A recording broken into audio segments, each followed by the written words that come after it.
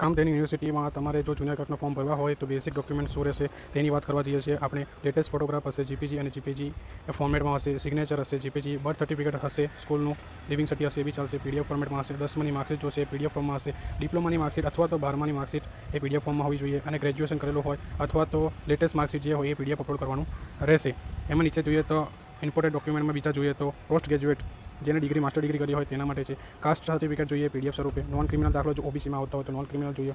X સર્વિસમેનમાં જો આવતા હોય તો એક્સ સર્વિસમેનનું સર્ટિફિકેટ જોશે તે પીડીએફ ફોર્મમાં રહેશે. ડિસેબિલિટી જો આ પીએચડબ્લ્યુમાંથી હોતા હોય તો તેના ડિસેબિલિટીના સર્ટિફિકેટનો પીડીએફ બનાવવી પડશે. જો સ્પોર્ટ્સ કોટામાંથી હોય તો સ્પોર્ટ્સ સર્ટિફિકેટ જોશે.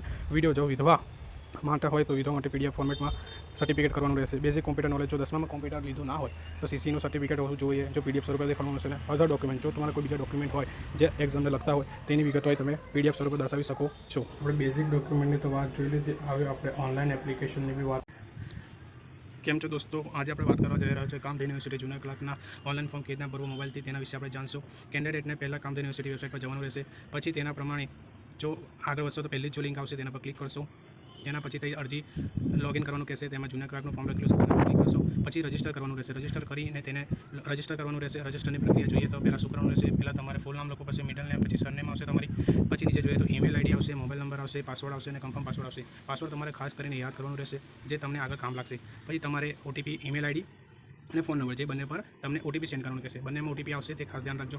જે ઓટીપી આવી ગયા પછી તેને કમ્પ્લેન કરવામાં આવશે. કમ્પ્લેન રજિસ્ટ્રેશન થઈ જશે એટલે પછી તમારે અહીં નામ આવશે, અહીં તમારા નામ આવશે, ઈમેલ આઈડી હશે, મોબાઈલ નંબર હશે અને પ્રોસેસ કરીને પછી લોગિન કરવાનું રહેશે. લોગિન કર્યા પછી સાઇન ઇનનો ઓપ્શન આવશે. સાઇન ઇનમાં તમારી ઈમેલ આઈડી જે નાખી છે તે અને જે પાસવર્ડ આપેલો છે તે કરીને પછી લોગિન કરવાનું રહેશે. લોગિન કર્યા પછી તમારે આ રીતની એક ઇન્ટરફેસ ખુલશે. Junior clerk exam complete application એમાં ક્લિક કરશો. એ ક્લિક કર્યા પછી તમને રજિસ્ટ્રેશન ઇન્ફોર્મેશન પૂછશે કે તમે શાના માટે ભરો છો, જુનિયર ક્લાર્ક માટે.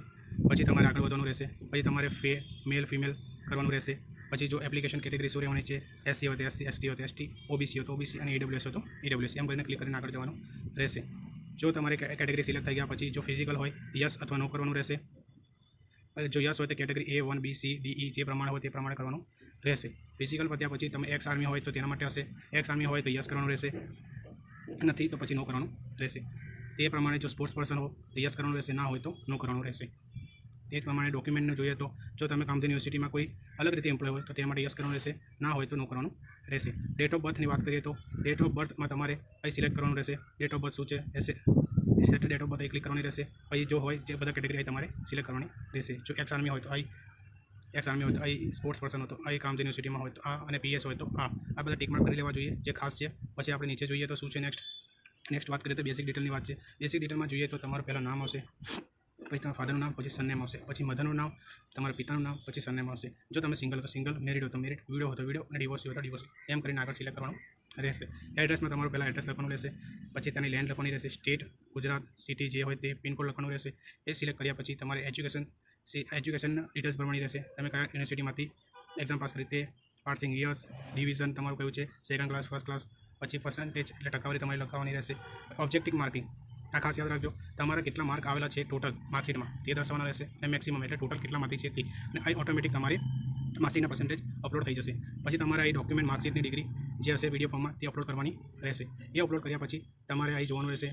એની જ રીતે તમારી યુનિવર્સિટી જો 12માની હોય તે અહીં સિલેક્ટ કરવાનું રહેશે. તેનો ક્લાસ, પાસિંગ યર્સ, ડિવિઝન શું રહેલો છે, પર્સન્ટેજ, એ જ ઓબ્જેક્ટિવ માર્કિંગ જેટલા માર્ક આવ્યા છે તે ટોટલ અને જેટલા ટોટલ માર્ક થયા છે તે પર્સન્ટેજ ઓટોમેટિકલી હશે. પીડીએફ અપલોડ કરવાની રહેશે. અપલોડ કર્યા પછી નીચે તમારી ગ્રેજ્યુએશનની વાત કરે છે. ગ્રેજ્યુએશનમાં કેવું રહેશે તેની વાત કરવામાં આવી છે. યુનિવર્સિટી સિલેક્શન કેટેગરી સબ બધું એવું જ છે. ગ્રેજ્યુએશનનું છે. અધર ક્વોલિફિકેશનમાં બી સેમ જ રહેશે. તેવી જ પ્રોસેસ છે. ડોક્યુમેન્ટ લઈને અપલોડ કરવાના રહેશે. લેંગ્વેજની વાત કરીએ તો બધામાં યસ કરવાનું રહેશે. હિન્દી, ઇંગ્લિશ, ગુજરાતી, રીડિંગ બધામાં યસ કરવાનું રહેશે. મેન પોઈન્ટ આ ડિક્લેરેશનમાં ક્લિક કરી આગળ વધવાનું રહેશે. આગળ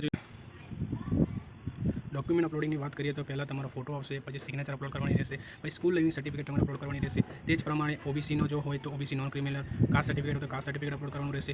તે જ રીતે ડિક્લેરેશન પર ક્લિક કરવાનું રહેશે. ડિક્લેરેશન પર ક્લિક કરી તમે આગળ કરીને સબમિટ કરશો. સબમિટ કર્યા પછી તમારે ડાઉનલોડિંગ પીડીએફ કરવાની રહેશે. સબમિટ ટુ પે કરવાની રહેશે. પે કર્યા પછી તમારે આગળ પ્રોસેસ થશે. એમાં તમારે 1000 રૂપિયા જો લગતા હોય ઓપનમાં તો 1000 અને ના હોય તો કેટેગરી વાઇઝ તમારી ફી ભરવાની રહેશે. કેટેગરી વાઇઝ ફી ભર્યા પછી તમારે ઓનલાઈન જે પેમેન્ટથી કરવું હોય તે પેમેન્ટથી કરી શકો છો. ઓનલાઈન પેથી બી કરી શકો છો, ક્રેડિટ કાર્ડથી બી કરી શકો છો, ગૂગલ પેથી બી કરી શકો છો.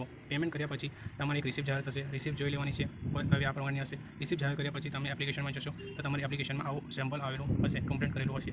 તેવું ક્લિક કરીને તમે આગળ વધશો એટલે તમારું ફોર્મ થઈ ગયું હશે. મેક અ પેમેન્ટનું ઓપ્શન આવશે, એમાં પીડીએફ હશે. પીડીએફ તમે ડાઉનલોડ કરી શકો છો. ડાઉનલોડિંગ કર્યા પછી કશું તમને પ્રોબ્લેમ લાગે તો આ નંબર પર તમે ટેકનિકલ હેલ્પલાઇનથી વાત કરી શકો છો, જે તમને મદદ કરશે.